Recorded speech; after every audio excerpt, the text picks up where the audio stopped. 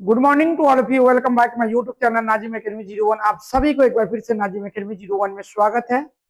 देखिए, बहुत दिनों से थोड़ा हमारे जो रोजा थे उनकी वजह से भी परेशानी था। मैट्रिक इंटर का रिजल्ट आया, उसमें भी थोड़ा उलझ कर रह गए। कई दिनों से ज्योग्राफी नहीं हुआ था, तो ज्योग्राफी का पहला चैप्टर जो पढ़ रहे थे, क्या चैप्टर का नाम था बाबू? भारत संसाधन एवं उपयोग। भारत संसाधन एवं उपयोग एक लंबा चैप्टर, इसके अंदर कई पार्ट को पढ़ेंगे। क ख ग घ अंग, या समझ लीजिए ABCD, है ना। ABCD करके पार्ट को पढ़ लेंगे, यानी तो 1 2 3 4 5 में रोमन में पार्ट को पढ़ेंगे, ठीक है। तो इसमें कुछ चैप्टर इसी का जो भारत संसाधन एवं उपयोग क्या सब पढ़ाई हो गया है, वो आप लोग को ये सरसरी तौर पर हम बता दे रहे हैं। उसके बाद अपने लोग नेक्स्ट टॉपिक पर चल जाएंगे, इसी का मतलब नेक्स्ट पार्ट पर जाएंगे। देखिए, संसाधन किसे कहते हैं, ये पढ़ाई हो चुका था। संसाधन के प्रकार: भौतिक संसाधन, जैविक संसाधन। ये संसाधन के भौतिक एवं जैविक दोनों तरह से हो सकता है। और भी संसाधन है क्या बाबू? वर्गीकरण के जो आधार पर पढ़ाया गया था, उसका भी वर्गीकरण के आधार पर, जिसको कहते हैं उत्पत्ति के आधार पर जैव और अजैव, और उपयोगिता के आधार पर नवीकरणीय और नवीकरणीय क्या होता है। नहीं देखे, ये सब नहीं पढ़े हैं तो आप पीछे वाला वीडियो जाकर देख लीजिएगा। नाजिम एकेडमी 01 में आपको प्ले लिस्ट मिलेगा, तमाम वीडियो को प्ले लिस्ट मिलेगा। स्वामित्व के आधार पर व्यक्तिगत सामुदायिक, राष्ट्रीय और अंतरराष्ट्रीय। व्यक्तिगत क्या होता है, जो पर्सनल होता है लोगों के लिए। सामुदायिक जो समाज के लिए होता है। राष्ट्रीय जो राष्ट्र के लिए होता है। अंतरराष्ट्रीय जो विश्व के लिए होता है, उसको क्या कहेंगे? अंतरराष्ट्रीय। विकास के आधार पर भी जो संसाधन होते हैं, वो संसाधन कितने प्रकार के होते हैं? तो संभाव्य संसाधन, विकसित संसाधन, भंडार या संचित। उत्पत्ति के आधार पर जो संसाधन बताए थे, जैव संसाधन, अजैव संसाधन। तो जैव और अजैव ये भी पढ़ाई हो चुका है। जैव संसाधन किसे कहते हैं, आप लोग देख लीजिएगा पीछे वाला वीडियो में। अजैव संसाधन किसे कहते हैं, इसे भी आप लोग देख लेंगे। आशा कर रहे हैं कि आप लोग देख लेंगे, क्योंकि ये सब पढ़ाई हो चुका है। तो फिर से समय क्या जरूरी है कमाना। उपयोगिता के आधार पर संसाधन के दो प्रकार के होते हैं, नवीकरणीय संसाधन और नवीकरणीय संसाधन। जैसे देखते होंगे अभी गैस का एकदम चल रहा है, ताबड़तोड़ कोरोना के तरह ही फिर से विफल हो रहे हैं भारत सरकार गैस को पहुंचाने में और पेट्रोल को भी उपलब्ध कराने में। तो नवीकरणीय और नवीकरणीय अगर पढ़ना तो बेहतर ढंग से आपको इससे पिछले लेक्चर में दिया गया है बाबू। आगे ध्यान दीजिएगा। नवीकरणीय संसाधन भी दो प्रकार के होते हैं, सतत प्रवाह संसाधन और जैव संसाधन। और नवीकरणीय संसाधन वैसे संसाधन है जिन्हें पुनः प्राप्त किया नहीं जा सकता। और नवीकरणीय संसाधन अभी बोले थे, कोयला हो, पेट्रोलियम हो, उनको पुनः प्राप्त नहीं, एक समय में आकर खत्म हो जाएगा बाबू। और आते हैं अनवीकरणीय संसाधन भी दो प्रकार के, तो पुनः चक्रीय संसाधन, है ना, और अचक्रीय संसाधन। पुनः चक्रीय मतलब एक समय में चक्र करके फिर उसको वापस बना सकते हैं। और चक्रीय जैसे जीवाश्म ईंधन, वही कौन हुआ बाबू? जीवाश्म ईंधन। स्वामित्व के आधार पर संसाधन कितने प्रकार के होते हैं बाबू? 4 प्रकार के। स्वामित्व के आधार पर संसाधन कितने प्रकार के? 4 प्रकार के होते हैं। यानी एक व्यक्तिगत संसाधन, चले मैं यहीं से पढ़ा देता हूं, हालांकि ये पढ़ा दिए हुए थे।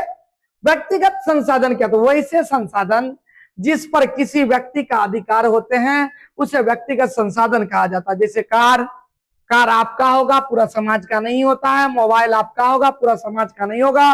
भूखंड आपका होगा, घर आपका होगा। अन्य भी चीज जो है, जैसे मोबाइल हुआ, घड़ी होगा, घोड़ा हुआ, ये सब पर्सनलिटी के लिए होता है। पर्सनल। सामुदायिक कैसे हुआ? जैसे समाज के लिए क्या सब होता है बाबू? मंदिर हुआ, मस्जिद हुआ, गिरजाघर हुआ, स्कूल हुआ, सामुदायिक भवन हुआ, ये सब क्या है? सामुदायिक, है ना। वैसे संसाधन माने जिससे हम काम ले। संसाधन का मतलब क्या हुआ? अगर हम कलम से काम ले रहे हैं लिखने का, तो कलम भी मेरे लिए क्या है? संसाधन है। अगर मैं रोशनी में आप लोग को पढ़ा रहा हूं, बल्ब की रोशनी में, तो ये बल्ब भी क्या है मेरे लिए? एक तरह के संसाधन है बाबू। कहीं पर भी कोई प्रॉब्लम हो तो आप लोग कमेंट जरूर क्या कीजिएगा। और आप लोग से वादा रखते हैं कि हर साल की तरह इस साल भी मैं यूट्यूब पर, हालांकि पहले तो ऑफलाइन में कंप्लीट करते थे, अब यूट्यूब पर भी हम कंप्लीट करने की कोशिश करेंगे। तो सामुदायिक संसाधन वैसे संसाधन जिस पर किसी खास समुदाय का अधिकार होता है, उसे सामुदायिक संसाधन कहा जाता है। जैसे चारागार, भूमि, मंदिर, मस्जिद, तालाब, सामुदायिक भवन, गुरुद्वार, गिरजाघर इत्यादि। राष्ट्रीय संसाधन किसे कहते हैं? हम पहले बोल दिए थे, जिस पर पूरे राष्ट्र का, पूरे भारत का, राष्ट्र माने क्या? भारत हुआ, तो पूरे भारत का जिस पर अधिकार हो उसे क्या कहेंगे बाबू? राष्ट्रीय संसाधन। जिस किसी देश के लिए अंतर्गत या किसी देश के अंतर्गत उपलब्ध सभी संसाधन को राष्ट्रीय संसाधन कहा जाता है बाबू, राष्ट्रीय संसाधन कहा जाता है। किसी राजनीतिक सीमा के अंतर्गत भूमि खनिज पदार्थ, जल संसाधन, वन और वन्य जीव एवं समुद्री जीव 200 किलोमीटर जो महासागरीय क्षेत्र होता है वहां तक राष्ट्रीय संसाधन में घोषित होता है बाबू। ये नहीं कहता यहां से ये समुद्री इस भारत के अंतर्गत आता है, ये पाकिस्तान के अंतर्गत आता है, ये बांग्लादेश के अंतर्गत आता है, ये श्रीलंका के अंतर्गत आता है, ये चीन के अंतर्गत आता है, ये जिम्बाब्वे के अंतर्गत आता है। तो ये क्या ना, एक सीमा, और सीमा कितने? तो 200 किलोमीटर तक बाबू। देखिए ध्यान दीजिएगा, किसी देश की तटीय रेखा क्या होता है ये भी पढ़ाया जाएगा।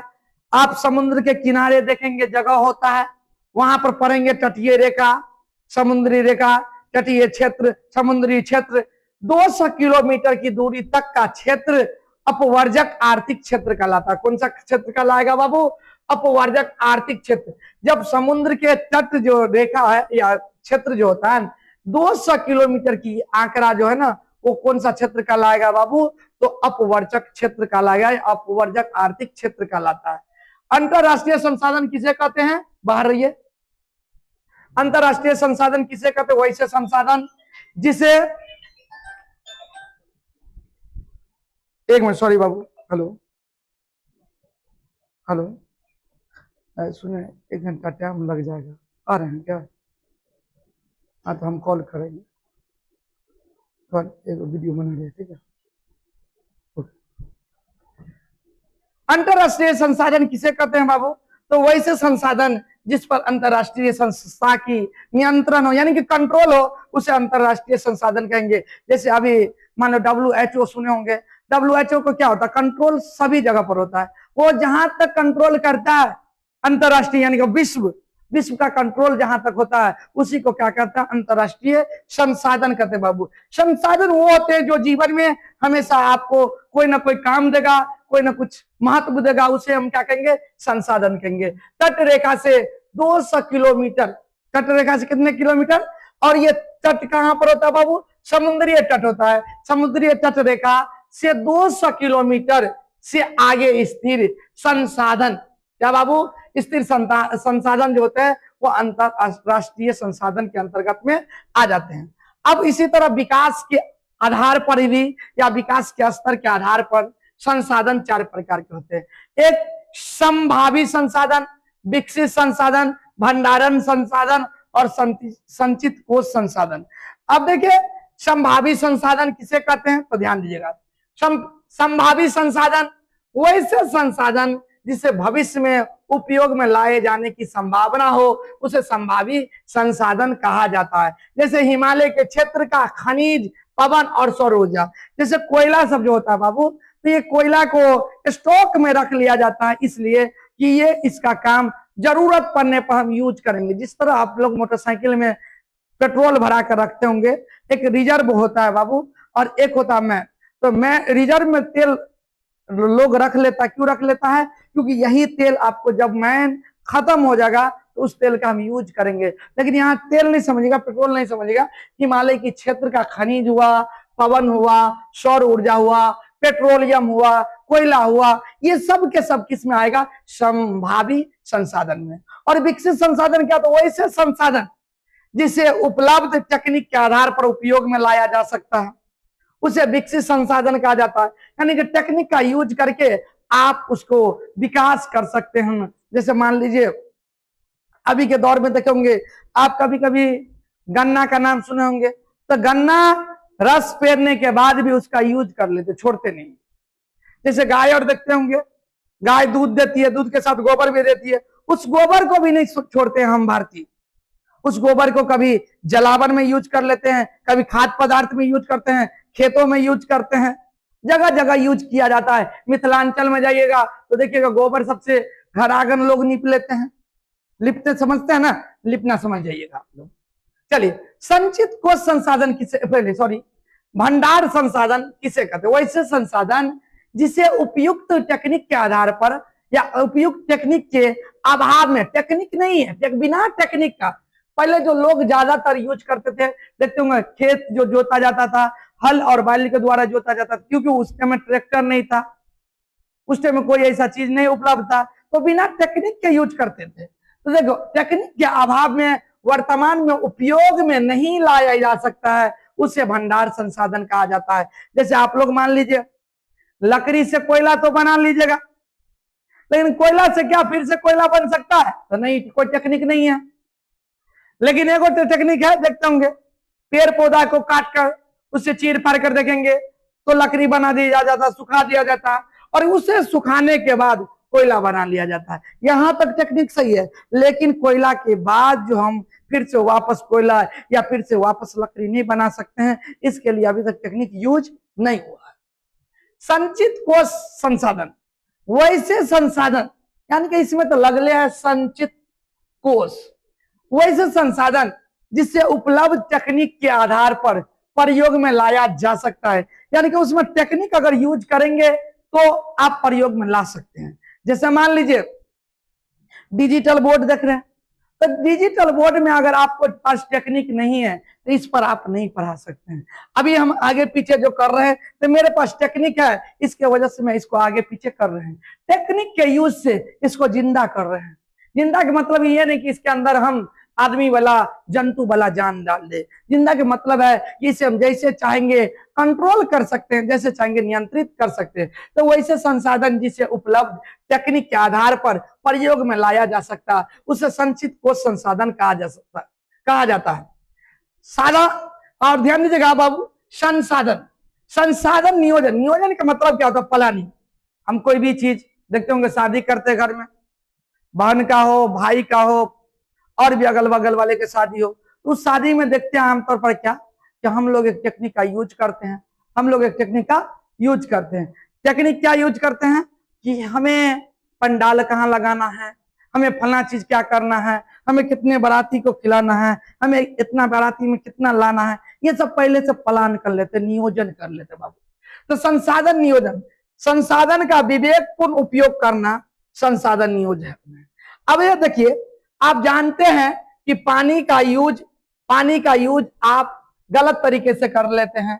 आप चाहेंगे तो एक बाल्टी पानी में भी नहा सकते हैं, लेकिन ये लोग क्या करता है, एक बाल्टी पानी से नहाता है, एक बाल्टी पानी से कपड़ा धोता है, एक बाल्टी पानी ऐसे बर्बाद कर देता है, एक बाल्टी पानी को उलट देता है, गिरा देता है। तो यही कहता है, जितना भी अगर हम नियंत्रण के साथ, विवेकपूर्ण के साथ, सही ढंग के साथ कोई संसाधन का यूज करते हैं, वही संसाधन नियोजन कहलाता है। वही क्या कहलाएगा बाबू? संसाधन नियोजन कहलाएगा। संसाधन नियोजन के सोपान क्या होता है?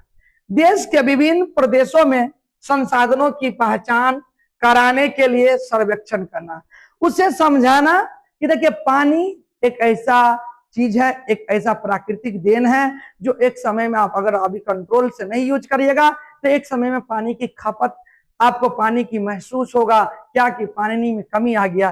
देखते होंगे गर्मी के समय में कितने, न जाने कितने शहरों में पानी सूख जाता है। क्यों सूखता है? क्योंकि पानी का हम गलत इस्तेमाल कर लेते हैं। इस्तेमाल जो करना है, पानी को पानी के तरह ही करना है। अगर पीना है तो उतने पानी लेंगे जितना हम पी सकते हैं। अभी नहीं कि आधा गिलास पिए, आधा गिलास वही पानी को फेंक दिए। उन लोगों से पूछे जिनके पास वो पानी आधा गिलास के लिए भी तरसते हैं। हमारे बहुत सारे ऐसा क्षेत्र है जहां समय पर पानी नहीं पहुंचता। तो मुख्यमंत्री का देन है, जल नल योजना के बहुत सारे जगहों पे, जैसे हम जहां पर कोचिंग पढ़ाते हैं वहां पर बहुत सपोर्ट करता है जल नल योजना। क्यों? क्योंकि वहां पर पानी का गलत इस्तेमाल अगर हो गया, और कभी कभी ये भी होता है जमीन पर लेयर के ऊपर होता डिपेंड, लेयर अगर अच्छा नहीं पकड़ा है तो पानी अच्छा नहीं देगा। सर्वेक्षण प्रांत मानचित्र, क्या बाबू? चित्र सचित्र मैप बनाकर तैयार करना एवं संसाधनों का गुणात्मक एवं मात्रात्मक। गुणात्मक मतलब उसकी क्वालिटी को बताना, और मात्रात्मक मतलब क्या होता है बाबू, उसकी मात्रा सही इस्तेमाल करने का तरीका आधार पर मापा या आकलन करना। किधर अभी कभी कभी कहते हैं ना, 1 लोटा पानी, 1 लीटर जो पानी लेते हैं, 1 लीटर पानी का 20 रुपया लेता है। अगर मान लीजिए आप पर डे आपने 30 लोटा पानी बर्बाद किया, तो 30 लोटा के कितना हुआ बताइए, तो 30 दूनी 600 रुपया। अगर इसी तरह 30 दिन बर्बाद किए, क्षेत्रीय का 18,000 रुपया। इसी तरह 365 दिन बर्बाद किए, बताइए आपको पानी के कितना खपत हो गया। तो इस तरह से आपको एक श्रृंखला दिया जाएगा, बताया जाएगा, समझाया जाएगा। ध्यान दीजिएगा, कहता है मात्रात्मक आधार पर मापन या आकलन करना, संसाधन विकास योजनाओं को मूर्त रूप से देने के लिए उपयुक्त प्रौद्योगिकी कौशल। कौशल समझते हैं ना, अगर कौशल आपके पास हो तो सब कुछ संभव हो सकता है। कौशल एवं ध्यान दीजिएगा बाबू, संस्थागत या संस्थागत भी बोल सकते हैं, संस्थागत नियोजन की रूपरेखा तैयार करना, और राष्ट्रीय विकास योजना एवं संसाधन विकास योजनाओं के मध्य ऐसा नहीं कि भारत के राष्ट्रीय योजना कुछ और कहता है और बिहार के राजकीय योजना कुछ और कहता है, दोनों में तालमेल नहीं है, फिर भी बचत नहीं होगा। समन्वय होना चाहिए। समन्वय का मतलब होता है तालमेल। नियंत्रण एवं समन्वय क्लास 10 के जीव विज्ञान में पढ़ेंगे। नियंत्रण एवं समन्वय, कंट्रोल एंड कंट्रीब्यूशन, ये पढ़ेंगे, ध्यान दीजिएगा।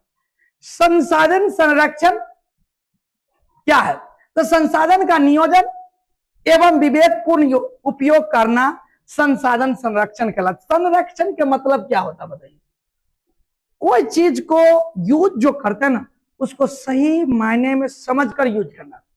ऐसा नहीं कि हम यूज तो कर रहे हैं, अभी मैं आपको पढ़ा रहा हूं, आप मेरी वीडियो देख रहे, लेकिन ये आपको पता है नहीं कि सर जी पढ़ा क्या रहे हैं, तो आप संरक्षण नहीं किए। अगर मैं पढ़ा रहा हूं, मेरी बात को समझ रहे हैं, मेरी बात को पकड़ रहे हैं और इसका सही इस्तेमाल कर रहे हैं आप, तो वहीं पर तो संरक्षण यूज हो जाता है, संरक्षण कहलाता है। संसाधन के विवेकहीन अगर कोई संसाधन है, जैसे ये मोबाइल है, तो मोबाइल को कभी देखें आप पटकते हुए कहीं पर, क्योंकि ये संसाधन मोबाइल है। कैसे रखते हैं, आराम से रखते हैं। जब भी कुछ होता है इसको पोंछते हैं, इसको साफ करते हैं, क्लीन करते हैं। तो बताइए, इसे संसाधन समझे, इसका विवेकपूर्ण तरीके से यूज करते हैं, इसीलिए इसे टाइम टेबल साफ करते हैं। अपने लोग यहीं पर कुछ और शॉर्ट पहनते हैं, शॉर्ट पहनकर आए, गंदा हो गया, उठाकर फेंक दिए। इसी ये संसाधन के अवहेलना करना हुआ, उसको आप सही में मायने में इज्जत नहीं करते। जिस चीज को इज्जत नहीं कीजिएगा वो चीज आपको दुख जरूर पहुंचाएंगे। तो ध्यान दीजिएगा आप लोग, संसाधन के विवेकहीन और अति उपयोग के कारण भी संसाधन संरक्षण जरूरी है। अगर संसाधन संरक्षण ना रहेगा तो लोग 1 बाल्टी पानी की जगह 5 बाल्टी पानी यूज कर लेगा, और पता चलेगा कि जगह जगह पानी की दिक्कत। अभी देखते होंगे, देखो कुछ दिन पहले लोगों के अंदर ऐसा आदत सा पड़ गया है कि लोग बिना गैस का खाना नहीं बनाते। आज जिनके घर में जलावन नहीं था, उनसे जाकर पूछिए कि गैस क्या है, तो वो बता देगा गैस के बिना जीना मुश्किल हो गया, अभी पेट्रोल के बिना जीना मुश्किल हो गया। क्यों? क्योंकि हमने शुरू में सही यूज किए नहीं, जिसके वजह से आज भारत में पेट्रोल का प्रॉब्लम हो रहा है, गैस का प्रॉब्लम हो रहा है। ना पेट्रोल मिल रहा है सही से, ना गैस सही से मिल रहा है। जगह जगह, हम कल दरभंगा गए हुए थे, वहां देखे एक पेट्रोल पंप पर लगभग 100-150 आदमी थे वहां पे। तो ये क्यों हो रहा है? हम और आप मिलकर संसाधन का सही इस्तेमाल नहीं कर रहे, इसलिए सही इस्तेमाल करना सीखिए। 1968 ईस्वी में क्लब ऑफ रोम संसाधन संरक्षण की वकालत हुई। आपसे पूछ दिया जाएगा बाबू, क्लब ऑफ रोम संसाधन संरक्षण की स्थापना कब हुई या वकालत कब हुई? तो 1968 में क्लब ऑफ रोम संसाधन संरक्षण की वकालत की गई थी। कब? तो 1968 में। स्मॉल इज ब्यूटीफुल पुस्तक के, कौन सा बाबू पुस्तक? स्मॉल इज ब्यूटीफुल पुस्तक के लेखक कौन थे? तो सुमशेर सिंह थे। क्या बाबू? सुमशेर सिंह थी। स्मॉल इज ब्यूटीफुल पुस्तक में संसाधन संरक्षण से संबंधित गांधी जी के विचार, ये जो गांधी जी थे उनके विचार को किसने? सुमशेर सिंह ने बड़ा ही प्यार सा चित्रण किया, विचार प्रकाशित किया बाबू। और पर्यावरण संरक्षण, अगर हमारी पर्यावरण अगर गंदा हो जाए तो फिर हम कैसे खुश रहेंगे। आज देखिए दिल्ली में क्यों कहता प्रदूषण ज्यादा है, क्योंकि दिल्ली में पेड़ पौधा की कमी है, गाड़ी घोड़ा ज्यादा है, वहां गाड़ी की मात्रा कुछ ज्यादा है, इसलिए वहां पर संरक्षण की जरूरत और पड़ेगा बाबू। सर्वप्रथम ध्यान दीजिएगा, सर्वप्रथम स्टॉकहोम में विश्व शिखर सम्मेलन कब हुआ था, तो 1972 ईस्वी में बाबू, 1972 ईस्वी में आयोजित हुआ था। और पर्यावरण दिवस कब मनाया जाता है, पर्यावरण दिवस, तो ध्यान रखिएगा पर्यावरण दिवस 5 जून को मनाया जाता है। कब बाबू, 5 जून को मनाया जाता है। आपसे क्वेश्चन किया जाएगा कि शमशेर सिंह क्या लिखे थे, तो याद है वो बुक का नाम बोल दीजिएगा। अब उससे आपसे पूछा जाएगा पर्यावरण दिवस कब मनाया जाता है, तो 5 जून को। पर्यावरण दिवस कब मनाया जाता है, 5 जून को। और पृथ्वी दिवस कब मनाया जाता है बाबू, तो 22 अप्रैल को। पर्यावरण 5 जून और पृथ्वी कब, तो 22 अप्रैल को, 22 अप्रैल को मनाया जाता है। मेघा पाटेकर का संबंध नर्मदा बचाओ आंदोलन, कौन सा आंदोलन बाबू, नर्मदा बचाओ, सॉरी नर्मदा बचाओ। आपसे पूछा जाएगा कि मेघा पाटेकर का संबंध किससे है, तो ऑप्शन में देगा नर्मदा बचाओ आंदोलन से, ये से। तो आप लोग जवाब दीजिएगा नर्मदा बचाओ आंदोलन से है। सुंदरलाल सुने होंगे, सुंदरलाल बहुगुणा का संबंध किससे है, तो चिपको आंदोलन से, चिपको आंदोलन से। ये भी जानेंगे कि चिपको आंदोलन क्यों हुआ, चिपको आंदोलन कब हुआ, कहां से हुआ, कैसे हुआ, तमाम बातों को आपके सामने हम रखेंगे बहुत जल्दी। संदीप पांडे का संबंध, ये जो संदीप पांडे है ये सुंदरलाल है, सुंदरलाल बहुगुणा से सॉरी बाबू, सुंदरलाल बहुगुणा का संबंध किससे है, तो चिपको आंदोलन से। मेघा पाटेकर का संबंध किससे है, नर्मदा बचाओ आंदोलन से। और संदीप पांडे का संबंध किससे है, तो वर्षा जल संचय कृषि भूमि विस्तार से। और ये पूछ दिया जाएगा पर्यावरण दिवस कब मनाया जाता है, तो 5 जून से। पृथ्वी दिवस कब मनाया जाता है, तो 22 अप्रैल से। तो यहाँ पर टोटल मिला के 8 क्वेश्चन उठ गया। और भी यहाँ ऑब्जेक्टिव उठ सकता है बाबू, क्या ऑब्जेक्टिव उठेगा कि क्लब ऑफ रोमन संसाधन संरक्षण की वकालत कब की गई थी, तो 1968 में। और भी क्वेश्चन उठेगा, 9वां क्वेश्चन उठेगा क्या कि शमशेर सिंह कौन सा बुक को प्रकाशित किए थे बाबू, तो स्मॉल इज ब्यूटीफुल पुस्तक के, किसको बाबू, स्मॉल इज ब्यूटीफुल पुस्तक को कौन प्रकाशित किए थे, तो शमशेर सिंह, यानी किन्हीं का बुक है, तो शमशेर सिंह का। और एक क्वेश्चन और उठ सकता है कि शमशेर सिंह अपने पुस्तक स्मॉल इज ब्यूटीफुल पुस्तक में किसका चित्रण किए थे, किसका वर्णन किए थे, किसके विचारों को रखे थे, तो गांधी जी दिख रहे हैं, गांधी जी का नाम आप बोल सकते हैं। कोई दिक्कत बाबू, आशा करते हैं कि यहां तक समझ में आ गया होगा। और हमारी जो आशा है कि आप लोग अच्छे से समझ भी रहे होंगे, जी समझ भी रहे होंगे। चलिए कुछ क्वेश्चन और कर लेते हैं। डाकुओं की अर्थव्यवस्था, डाकुओं की अर्थव्यवस्था क्या है, तो सॉरी एक मिनट थोड़ा सा, यहां तक आप लोग समझे कि नहीं समझे कमेंट कीजिए।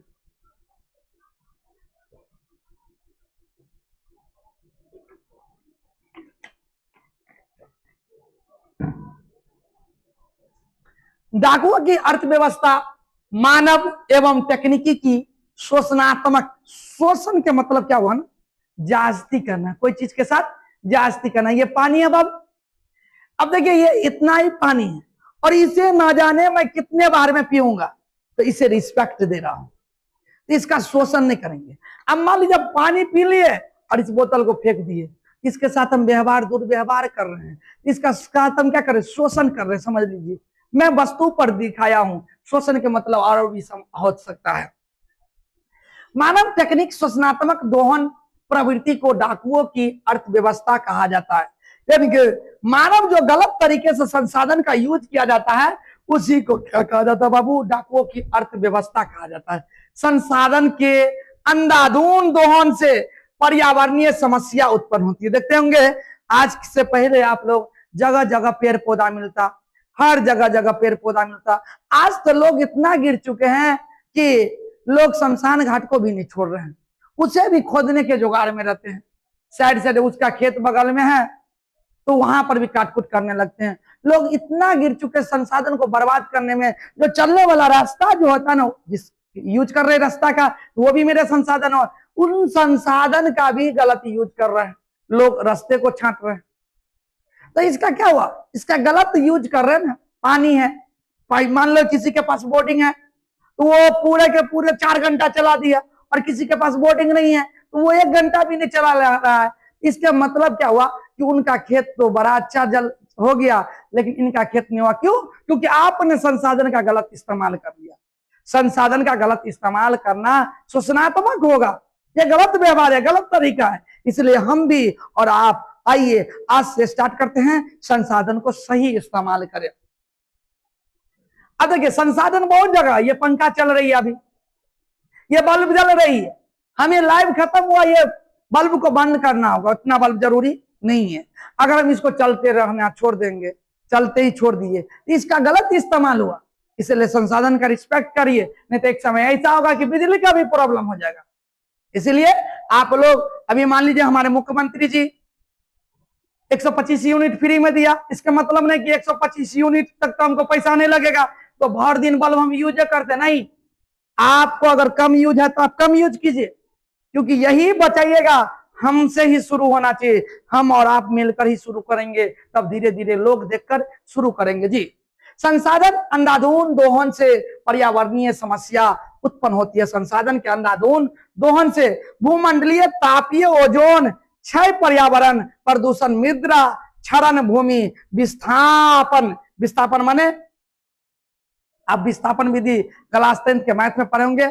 अम्लीय वर्षा, असमयी ऋतु परिवर्तन आदि समस्याएं होती है बाबू। अगर हम गलत यूज करेंगे तो देखिए, अभी देखिएगा जब पानी की जरूरत होता है तो लोग को पानी बरसता नहीं रहता है, बादल पानी नहीं देती है। क्यों?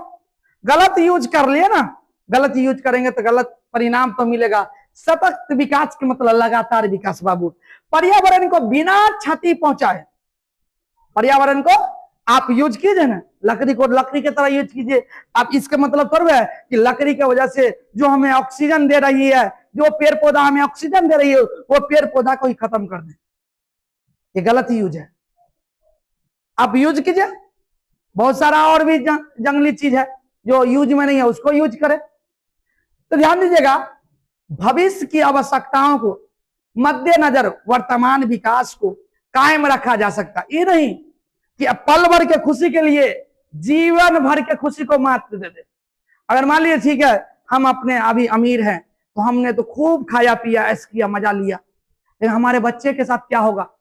हमारे बच्चे किस में उलझे रहेंगे, किस संसाधन में पड़े रहेंगे? कभी इस बात के लिए सोचना चाहिए। हम और आप नहीं सोचेंगे तो फिर कौन सोचेंगे? ऐसी धारणा ही सतत विकास कहलाती है। 1987 ईस्वी में देखिए बाबू, उससे पहले भी तारीख आया है तो ध्यान रखिएगा। 1987 ईस्वी ब्रूड है ना, या ब्रूड टैलेंट, क्या बोलेंगे बाबू? ब्रूड टैलेंट कमीशन ने सतत पोषणीय विकास की, देखो पोषण भी कितने प्रकार के, वो जीव विज्ञान में पढ़ते अपने लोग, क्या बोलेंगे बाबू? तो सतत पोषणीय विकास की अवधारणा प्रस्तुत की गई है। अवधारणा माने आपको यूज बताया गया है कि कौन संसाधन को हम कैसे यूज करेंगे और किस संसाधन को हम किस रूप में यूज करेंगे। ब्रूड टैलेंट आयोग की रिपोर्ट आवर कॉमन फ्यूचर के नाम से प्रकाशित हुए हैं बाबू। हमारा साझा भविष्य के रिपोर्ट में सॉरी सतत विकास और संसाधन संरक्षण पर बल दिया गया बाबू। सतत विकास और संसाधन संरक्षण पर बल दिया गया है। और कुछ अस्मरणीय तथ्य है, उस तथ्य को आपको याद कर लेना चाहिए। जैसे प्रथम पृथ्वी सम्मेलन 1992 में आपसे पूछ दिया जाएगा, प्रथम पृथ्वी सम्मेलन कब किया गया था? 1992 में रियो डी जेनेरो में हुआ था। कहां हुआ था? तो रियो डी जेनेरो में हुआ था। कब हुआ था? तो 1992 में। 1992 में क्या हुआ था? तो पृथ्वी सम्मेलन। और 1992 में पृथ्वी सम्मेलन कहां हुआ था? तो रियो डी जेनेरो में। अब 1992 के रियो डी जेनेरो सम्मेलन में कार्यक्रम 21 एजेंडा, कितने बाबू? 21 एजेंडा को स्वीकृत किया गया। प्रथम पृथ्वी सम्मेलन में कितना? 178 देशों के प्रतिनिधि ने भाग लिया। यानी कि जैसे भारत हुआ, पाकिस्तान हुआ, वेस्ट इंडीज हुआ, श्रीलंका हुआ, अफगानिस्तान हुआ, बांग्लादेश हुआ, श्रीलंका हुआ, है ना, जिम्बाब्वे हुआ, चीन हुआ, ये सब के सब ऐसी तरह के कितना देश भारत पृथ्वी प्रथम पृथ्वी सम्मेलन में भाग लिए थे। कितने? तो आपसे ऑब्जेक्टिव यहां से भी बनेगा। 1992 में रियो डी जेनेरो सम्मेलन में कार्यक्रम में कितने एजेंडा थे? 21 एजेंडा थे। प्रथम पृथ्वी सम्मेलन में कितने देशों ने भाग लिए? तो 178 ने। और द्वितीय पृथ्वी सम्मेलन कब हुआ? तो 1992 के बाद 97, 92, 5, 97 में कहा हुआ? तो न्यूयॉर्क में हुआ। क्या हुआ बाबू? न्यूयॉर्क में हुआ था। इसे +5 सम्मेलन भी कहा जाता है। क्या बाबू? +5 सम्मेलन भी कहा जाता है। तो आपसे क्वेश्चन उल्टा कर पूछा जा सकता है, 1997 में होने वाले सम्मेलन का दूसरा नाम क्या है? तो +5 सम्मेलन भी कहा जाता है। और 1997 में जो द्वितीय सम्मेलन हुआ वो कहाँ हुआ? तो न्यूयॉर्क में हुआ। न्यूयॉर्क में कौन सा सम्मेलन हुआ? तो द्वितीय पृथ्वी सम्मेलन हुआ। कब हुआ? तो 1997 में हुआ। 1997 में जापान के क्योटो में पृथ्वी को ग्लोब वार्मिंग से, कौन सा वार्मिंग बाबू? पृथ्वी को कौन सा वार्मिंग? ग्लोब, मेरे साथ बोलिए, पृथ्वी का कौन सा वार्मिंग? तो ग्लोब वार्मिंग। कब? तो 1997 में जापान के क्योटो में। कहां बाबू?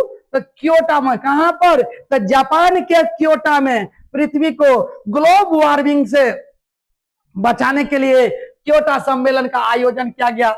अब बोलेगा क्योटो सम्मेलन क्यों किया गया, किसके लिए किया गया? तो बोलिएगा पृथ्वी वार्मिंग को यहाँ पर जो है देख रहे हैं ना, ग्लोबल वार्मिंग जो पृथ्वी का जो क्षति पहुंचाएगा उसके लिए बचाने के लिए यूज किया गया बाबू। क्योटो सम्मेलन को विश्व पर्यावरण सम्मेलन भी या ग्रीन हाउस सम्मेलन भी कहा जाता है। तो यहाँ पर भी 3 ऑब्जेक्टिव उठ सकता है।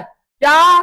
कि क्योटो सम्मेलन को क्या कहा जाता है? तो विश्व पर्यावरण सम्मेलन कहा जाता है और ग्रीन हाउस सम्मेलन भी कहा जाता है। क्योटो सम्मेलन में CO2, मीथेन, N2O, HFC पर फ्लोरोकार्बन, सल्फर, हेक्सा क्लोराइड को ग्लोबल वार्मिंग के लिए जिम्मेदार बनाया गया बाबू, जिम्मेदार बनाया गया।